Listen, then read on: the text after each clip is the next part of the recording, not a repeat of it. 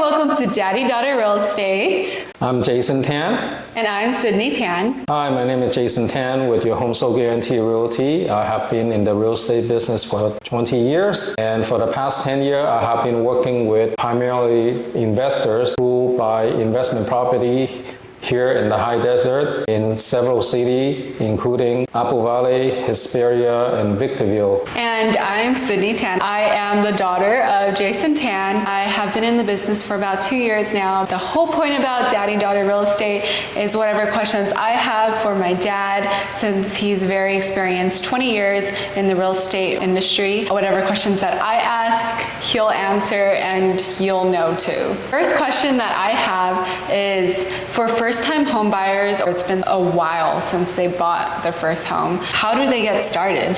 Well, for a first-time home buyer, the most important thing is to be prepared. First, you have to get your finance in order. Make sure your credit is good and your income is good, and talk to a loan officer to find out exactly what you need to do to qualify to buy a house at your set price. After that, you just need about 3.5% for down payment, and if you just graduated from a college with a degree, you don't really need to wait 2 years to get the 2-year work history. You can just use your college as a history, and your work income can be used immediately to qualify you to buy a house, so you don't really need to wait if you can just set up the 3.5% down payment using the FHA loan. What you're saying is that for first-time home buyers, they need to make sure they have their finances in place, good credit score, appropriate funds. And was there anything else? Yeah, so before you buy a house, you should not be making any large purchase like buy a car or go on vacation and put a high balance on the credit card. You want to keep your payment to the minimum and don't make any big purchase until you finish buying a house. And the same goes as during you buying a house. Some people said, I want to get a new car to match with my new house. And that's a big mistake. Buy the car after you buy the house, not during the home purchase process. And large purchases also include like furniture too, right? Yes, anything that will create a monthly payment for you will affect your qualification. Mm-hmm. And the reason I know this because I'm also a loan officer. I've been doing loans since 2003, also 20 years, so I know both sides of the business, the loan and the real estate. And one thing that I learned from my professor when I was in college is never co-sign anyone unless you are willing to make that payment if they don't make it. He told me if you co-sign somebody, that's like suicide with a pen, because it will affect your credit and affect your life dramatically. Because if you have bad credit, nobody want to lend you money. Without people lending you money, you won't be able to leverage other people's money to make money. What you're saying is that if you want to buy a house or buy investment property, to never co-sign. Yes. Because that is suicide with a pen. Suicide with the pen. Yeah. So don't co-sign, everyone. And I can give you an example. One of my tenants right now, I was trying to get him to buy a house for 2-3 years now, and he was trying to save money, but then he decided to co-sign his stepson to buy a car, and then the stepson stopped making payment. Now he has bad credit and he cannot buy a house. He's gonna be a renter for I don't know when, until his stepson pay up the car and get rid of the pending repossession. You're giving away your opportunity to help someone, but if that person doesn't meet their responsibilities or their finances, then that affects you greatly too.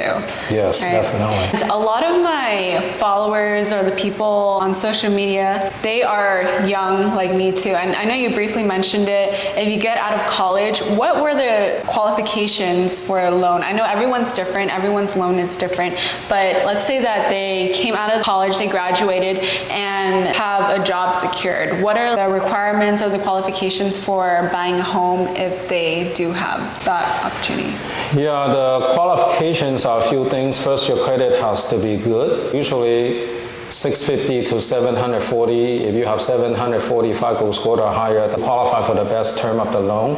Second thing is do not have a lot of debt on your credit. The debt will affect your qualification. Another thing is you need to have at least like 3 trade line on your credit. So while you're in college, you should open like 3 credit cards, start using it and pay on time. So you have some trade line history that the lender will look into, and make good income. I mean, the income that you make will determine how much house you can buy and how much you qualify for. Okay, so let's say someone graduated from high school. What would you recommend them to do if they want to purchase a house when they graduate college? So when you're a freshman in college, you should open up a student credit card and start using it to pump gas or something, and then make sure you set up automatic payment to pay the minimum payment every month so that you won't forget and have a late payment. Once you have credit for about half a year to a year, you should apply for a second credit card and also use it a little bit and make sure you pay the monthly payment on time. Set up automatic payment. Don't try to remember or wait until you receive the bill, because sometimes you misplace it or the bill did not come and you have a 30 days late, then that will affect your credit score and your ability to buy a house. What you're saying is that you should open up credit cards gradually, but the most important thing is that you pay it off and you do it correctly to build up your credit score, because opening a credit card, if you do it wrong, your credit can also drop, and that's not good. Yeah, and remember, credit card is not free money. I used to think like that too when I was in college. I thought, wow, this is free money. I can buy stuff on it and maybe I don't need to pay. Never do that, because if you don't pay your credit card bill, you'll have bad credit and it's not free money. Use credit card, take advantage of it, use it responsibly, and make sure you only spend what you can afford to pay and never overspend what you make. The next question I have is basically what to not do when you're about to buy a home. And I know you mentioned not making any big purchases, but was there anything else besides co-signing? Yeah, basically that's it. Don't make large purchases and rack up credit card bills so you have a high minimum monthly payment. That's very important. Keep your payment low. Try to drive a used car instead of buying a new car, because you want to keep your monthly payment as low as possible, and don't buy anything that you don't need. Make sure you use a credit card and pay it on time so it shows you have good credit, that you are a responsible person, that you pay your bill on time every month for the time you were in college for the 4 years. Hypothetically, say I was a student that graduated college and wants to buy a house. How much money would I need to have to buy a house, let's say in LA, where the average price of the home is like $750K, $800? Yeah, 700, 800,000. So the minimum payment you need to buy a house with the FHA loan is 3.5%. So if it is 700,000, you need about probably 35,000, because besides the down payment, you also need to pay for closing costs, and the closing costs run between $8,000 to $10,000 with a house purchase. So that's how much you need, and you can either save up the money doing part-time when you were in college, or ask your parent to donate some of their money to you as a gift for the down payment. That will make it happen a lot faster. So you said they need about $30,000 to $40,000 to purchase a home. Yes. But what about their income? Like, what should their income be when they graduate and they secure a job? Well, buying a $700,000 house right now with interest rate being around 7%, you will be looking at a monthly payment, including taxes and insurance, principal and interest, of about $5,000 to $5,500. The debt to income ratio on an FHA loan, it can be up to around 50%. That means you need to gross about $9,500 a month to afford a purchase of $700,000. So you can either buy it with your future spouse or buy it with a partner or something that will help you qualify. Otherwise, a $5,000 payment is a very high payment for someone just come out of college. The other way that you can try to offset some of the high payment is maybe temporarily you have to rent out some of the room in the house. If you buy a 3-bedroom house, you may want to rent 2-bedroom house temporarily so people can pay you a monthly payment to offset your mortgage payment, and until you can make more income so you can occupy the whole house. That's another way can help you lower your monthly payment. Let's back it up a bit. I know you use some terms in the loan finance realm that some people who are first-time home buyers will not probably know. So let's go down to the basics. What is an interest rate? Well, the interest rate is the interest the bank charge you to lend you the money. So usually it's around 5%, but lately it is at around 7 to 7.5%. The easiest way is go online, look up mortgage calculator, and then you just put in the purchase price, the loan amount, type in the interest rate. It will give you the principal and interest payment. That would be, it will say principal and interest, the payment. On top of that, you also need to know how much property tax you need to pay. For a house in LA County, the average property tax is about 1.25%. So you take the price of the house that you buy times it by 1.25 1.25% and then divided it by 12. That's how much a month you have to pay for property tax. Besides property tax, there's also homeowner insurance. And lately, the homeowner insurance is becoming expensive because a lot of insurance companies want to leave California. It's not profitable for them anymore. So the insurance could be between $1,500 to $2,000 a year. So that's another about $150 to $180 a month that you have to add on top of the principal and interest payment. What exactly is principal when you talk about principal and interest payment? Principal is the amount of your monthly payment that go toward your principal. For example, if you do a loan amount of $600,000 and when you make the monthly payment, certain amount will go pay your principal balance down, and the majority of it will go to pay the interest at the beginning. And you can figure this out by going on the web and look up amortization schedule. When you search up amortization, you put in the loan amount and the interest rate, it will generate an amortization schedule that show you how much go to the principal and how much go to interest. Usually at the beginning, the principal is very small amount go to principal, a big amount go to interest as you pay the loan down. Toward the end of the loan, majority of your payment go toward principal and very little go to interest. And you can look that up online easily. Okay, so you say in the beginning, a lot of your payment goes to the interest, less in your principal, but then as you keep paying it off, like when you almost hit the 30-year, that's when it's more principal. Yes. Paying down the principal and less towards the interest. Is that correct? Yes. Okay, got it. And how important is it to know like what a principal and interest is when you buy a house? Well, it is important because when you buy a house, even though at the beginning you're paying very little toward the principal and a lot of it go to interest, but homeownership give you the advantages in 30 years, your mortgage will be paid off and you'll have a free and clear house that you can use to supplement your retirement when you retire. But if you rent a house, 100% of your money go to the landlord and you get nothing out of it. You just throw your money into trust, really. Even your payment is a lot lower than a mortgage. You don't really get anything out of it. When you own a house, when the house value go up, your principal balance goes down. Now you have equity. Equity is the difference between the value of the house and the amount you owe the lender.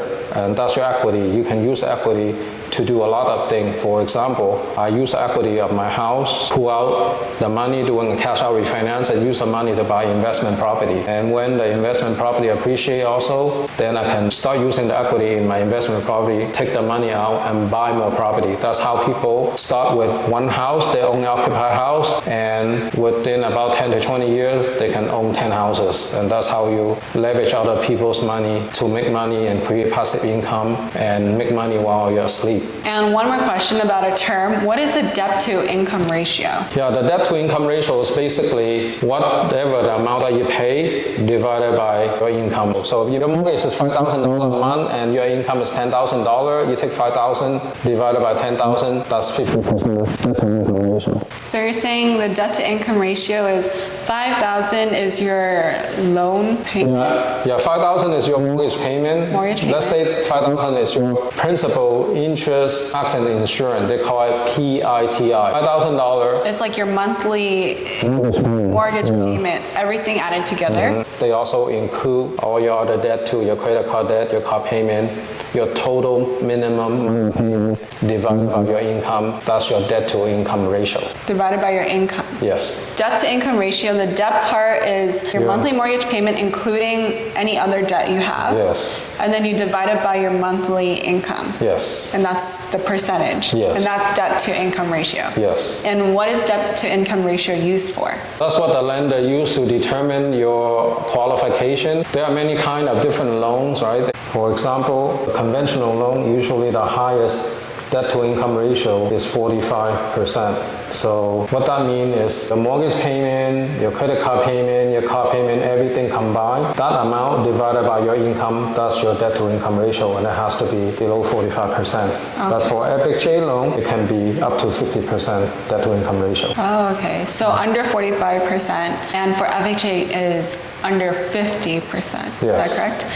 Okay, so what's considered like a good debt to income ratio though? Well, realistically, the mortgage payment shouldn't be more than 25% of your gross income, but a lot of people are using like 45 to 50%. But with the interest rate being this high right now, there's really not much you can do. You can always just buy it now, and later on when the interest rate goes down, you can always do a refinance to lower your monthly payment. Okay, so you said 25% is a good debt to income ratio? For the mortgage should be no more than 25% of your gross income. Otherwise, you'll be very stressful, your payment, because besides the mortgage, you're gonna have to pay for food, utilities, and maintenance of the house too, right? So you wanna keep it as low as possible. But right now, interest rate is high and price of the house are high.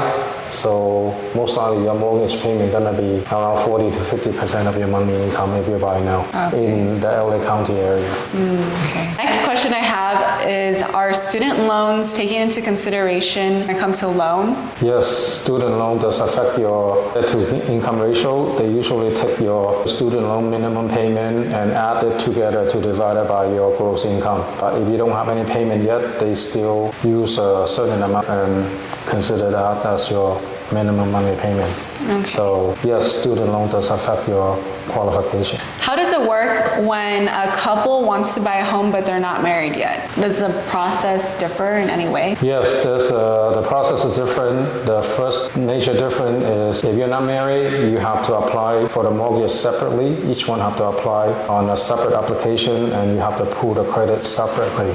But if you're married, you can do a joint application and apply together and only pull one joint credit report, and they will use that to qualify you for the mortgage. Okay. So is it more beneficial to be married rather than not? Not really. It's just a little bit more work you have to do, but the most important thing is you have to be committed, right? You don't want to be buying a house together and then later on you decided to go each other's way, then what happened to the house? You're going to have to sell it or whatever, and if you sell at the wrong time, you could be losing money and a lot of issues. So make sure you're committed before you decided to buy a house together if you're not married. Right now, people are saying that interest rates are going through the roof at 7%. When is a good time to refinance? Like, how do you know when's the right time to refinance? Usually, if the rate drop at least 0.5% or more, it's a good time to refinance, especially if you can find a lender that can do the refinance for you with no cost, because you just basically lower your monthly payment. So at least 0.5% or more, you should just refinance and see how much you save. If you can save $100 to $200 a month and don't need to pay anything for the cost of refinance, you should go ahead and refinance. And how long do you have to wait to refinance after buying a home? It depends, Well, right? most lenders would want you to keep the loan for at least 6 months. Otherwise, they may get a chargeback. So depending on which lender you go with, you may have to keep the loan for 6 months. After that, you can refinance anytime you want. Make sure when you apply for the mortgage, there's no prepayment penalty on the loan. Then you are free to refinance anytime. What's a prepayment penalty? Well, some mortgage company want to make sure they make a certain amount of money, so there's a percent of prepayment penalty. For example, they can charge you, let's say, 2% of your loan amount if you refinance before the prepayment penalty period is over. It could be 1 year, 2 year, 3 year, depending on what you sign up for. So the 1 year, 2 year, 3 year is for the Prepayment penalty. So like how long it if you lasts? choose a longer prepayment penalty, usually at the beginning you get better rate because the lender is guaranteed to make a certain amount of money for the 2 or 3 years they lock you down. Okay. Wait, so when you refinance, it's just getting another mortgage, right? Yes. And you use that mortgage to pay off your current mortgage? And so like, would that amount be different? Because you know, like a few years, right? Like eventually you're... Yeah, I mean, if you refinance within the first 1-2 years, your loan balance is not going to be that much of a difference because very little go to the principal. You just like, they call it rate and term refinance. So basically, you're just refinancing with your existing balance. There's also something called cash out refinance. That's when you have a lot of equity and you want to pull some money out, and they call that cash out refinance. And usually, your new loan balance will be higher than your old loan balance. That's a cash out refinance.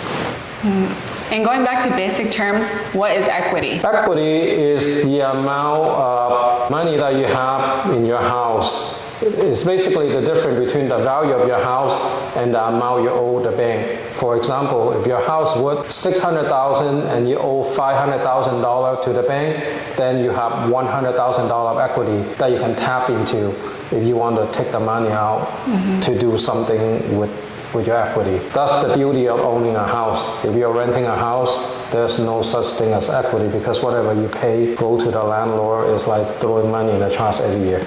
And the landlord's the one that's making money, Yes. right? The landlord make all the equity and you just pay him to stay in the house.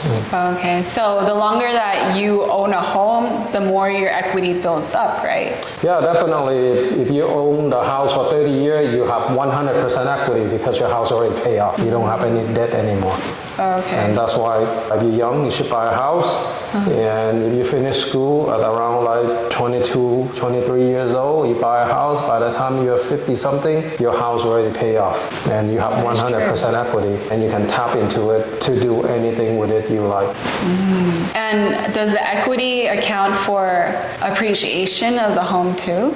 Or Actually, the more the home appreciate, the more equity you have, right? For example, I bought my house. My first house that I bought was only $163,000. Now the house worth about $800,000. So for the past 20 some years, it went up basically around $500,000. So that's all equity. so appreciation of the house is equity. Yes. Oh, okay. Like for this house, for example, you said that your client bought this house for $350K and now it's worth $490K around there. So that means they made, Yeah, they just made another $140,000 of equity to the house. Well, when they bought it, they had to put some down payment, right? So they still have a loan on the house. So I don't know the detail, but assuming they were borrowing 100% money to buy the house at $350, by now 3 years later, they made $140,000 equity from just appreciation of the house. okay, got it. And the more that you pay your loan, that's Yeah. also more equity. Yes, too. so equity can increase two ways. One is when you pay your loan balance down, you will have more equity. The other way is when the house value increase, also earn you more equity for the house, yes. That is great stuff. How do people get money to buy investment properties? Well, people get money to buy investment property from many ways, and the easiest way is if you own your house and your house value have increased, then you can do a cash out refinance on your existing home and use the money to invest in investment property. The other way is you have to save your money up, and so you have some money to buy investment property, but saving money take a long time.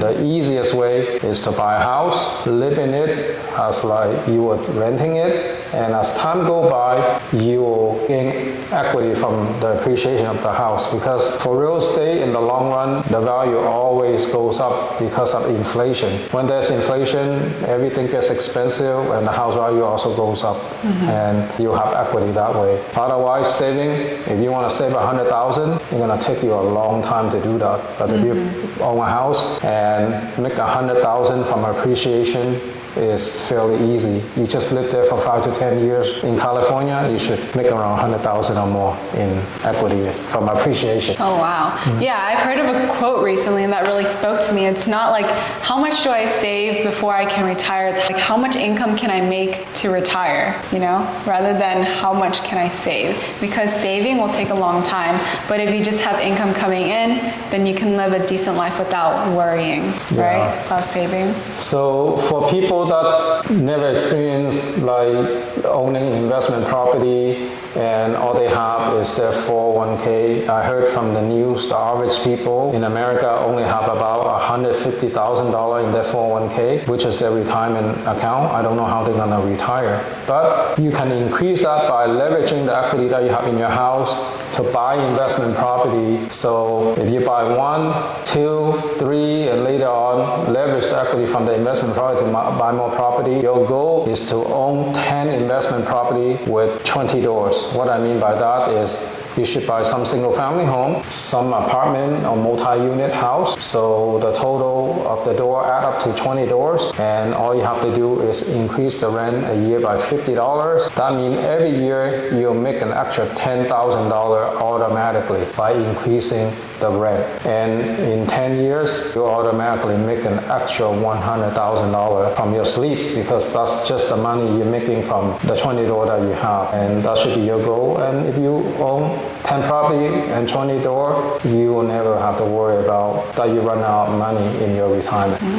That's a great way. And just to backtrack, how do you start when you want to buy an investment property? How do people start? Well, the most important thing about buying an investment property is you need to work with a real estate agent that have experience in investment property, and he or she own investment property himself or herself, because that's when you know they know what they are doing. Because I see a lot of mistakes my client made throughout the past 10 years is some people have the money, they look into investment property, but they start talking to their friend, their relative that don't know anything about investment property, and they will give them horror stories about renter and scare them. I call those people dream killers, because they really kill somebody's dream, right? Because if some of my client 10 years ago would have bought a house in Victorville for $125,000, they would have made $300,000 in appreciation. Those houses back in 2011 was $125,000. Now the market price is $430,000. If they didn't make that investment, they just throw $300,000 in the trash without knowing it, because they listen to some horror rentals stories. But if you are gonna be a landlord, you're gonna be dealing with eviction, problem tenant,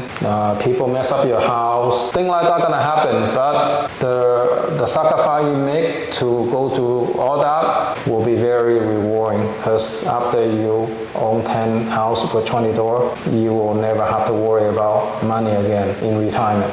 Yeah, like they say, if you do, you do. If you don't, you teach, or something like that, right? Where if you have someone that has experienced what they're doing, like if they're in the arena and they experienced it, then you can listen to them. But if you're just listening to other people's opinions about whether or not you should do something like buy an investment property, and they have not ever owned an investment property and they tell you not to do it, they're killing your dreams. And dreams are very fragile. You should try to take other people's opinions, but make sure you get them from the right people, rather than people who tell you to pass up your opportunity. And most of the time, it's because that they passed up their opportunity too, and they're just telling you to, that's the unfortunate thing. There's a lot more, no, I'm unsure about that, I don't know, be cautious, rather than like, yes, go for it, do it. We need those positive uplifters that like really believe in you and also in your dream. And if your dream is to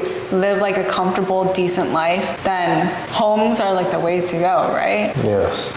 So buying an investment property, of course, there's risk, right? So we call that calculated risk, because basically there's no risk-free investment that can make you good money. It's like basic principle: low risk, low return; high risk, high return. So when you buy investment property, it's a calculated risk. You're not gonna make like fast money immediately, but as time progresses, you'll make good money. Give it 5 to 10 years. Once you make the investment, and by the year number 10, you should be making money. Very highly likely that you're gonna make money. Nothing is guaranteed. That's why we call them an investment. It's like you invest in something, there's definitely gonna be risk. So you'll be taking calculated risk, and because you are like putting a small amount of down payment toward your investment, the lender is the one that lends you the money. Usually when you buy investment property, the lender requires you to put 20 to 25% down. So basically, the lender is taking 75% of the risk, you are taking 25% of the risk. That's called a calculated risk. You're not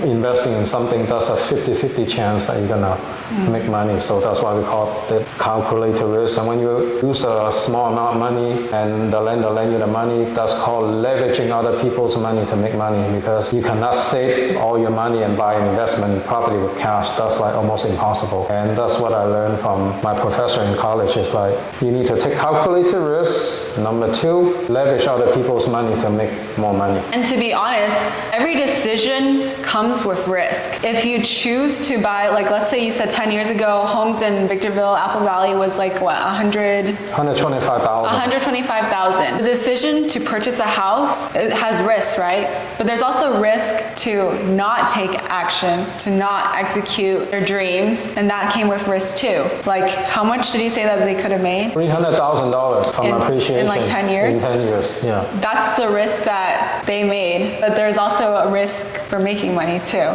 So it goes both ways. And to be honest, I'd rather do something big and like fail than do nothing at all and succeed in that. Well, that depending on each individual. Some people have low risk tolerance. Some people have high risk tolerance. But that's what life is. Most of the successful people, you just look at them as being very successful. You don't know how much risk they took and how many times they fail. Because, you know, when you fail, you have to learn from your mistake and don't do that again. And you shouldn't be like giving up after you fail one time. Because I'll give you an example. One of my clients, when he bought 3 houses back in 2011, all 3 houses became vacant either to tenant not paying, people keep notices, you have to evict somebody, and he did not give up. He just went and solved all the problem, put the tenant back in the 3 houses, and continued to buy more houses. And he owns more than 20 doors now, and very successful investor. I helped him do all that for the past 10 years. So what would have happened if he just quit there? What would he have missed out of? Well, actually, I do have another client that actually quit. He bought 5 houses from me in between 2011 and 2012. And at the time, the quality of tenant was not that good, so he ended up evicting 2 tenants. And he was so fed up with it, he decided to sell the 2 houses. And now he only has 3. Well, the 3 houses that he kept still went up by around $300,000. But he let each, and he let go the 2. That means he made, at the time he only made maybe $25,000 from the sale of those houses because it was only like 3 years after he purchased it. And so he basically let go about $300,000 of equity from both of those houses that he sold. So about 600. Yeah, about 600,000. On top of that, he also missed out on a lot of rent too because rent has increased a lot. Back then, the rent was only about $1,100-$1,200 a month. Now the rent is around $2,300 to $2,400 a month. So that's like a big, tripled. big loss, yeah. Right? Oh, wow. So don't give up, always stay in the game, learn from your mistake, and continue to move forward.